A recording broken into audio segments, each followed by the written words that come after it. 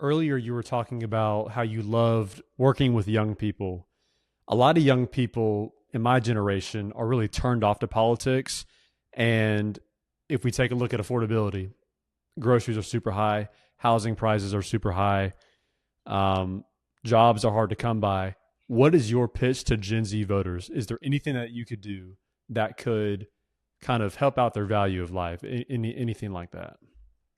Yeah, I mean, first off, just acknowledging, like, I hear you, and I can't tell you how Yeah. many young people I've, have said to me, and a lot refer to me as Mr. Ensler just because of having been a teacher and in that, mentorship role. But they say to me, look, Mr. Ensler, I've done everything I was told to do. I studied hard, I worked hard, I got good grades, I was well behaved. I've had jobs and internships, Yes. but are Yes. then they say they're struggling to pay off student loans, or they majored in one thing and haven't been able to get a job that aligns with it. So my first and foremost message to them is like, I hear you and I get it that as we say, the struggle is real and it is challenging. From a policy standpoint, yeah, there are things that we can't fix and solve all of it on a governmental level, but there are some things that we can and should do. One of those, to your point about groceries, eliminating the grocery tax entirely, the few dollars here and there certainly can add up. Right, things like there's a tax right now on overtime. So people that work an hourly job, I know a lot of my former students work at Hyundai or they work at different retail places where it's an hourly job. They're taxed on that overtime.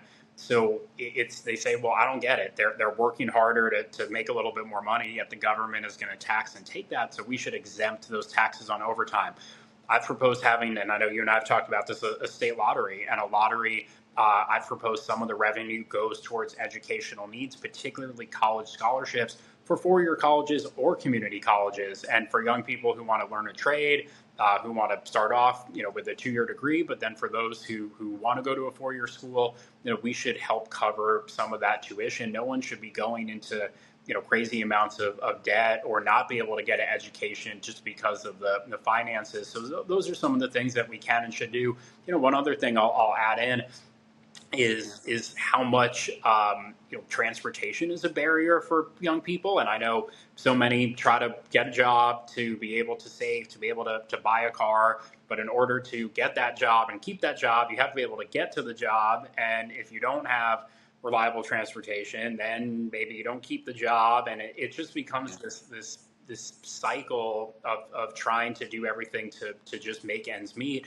So investing in public transportation, having a better bus system, having trains that can connect the state. I mean, these are all major projects that cannot happen overnight, but things that we really should be thinking of to support young people.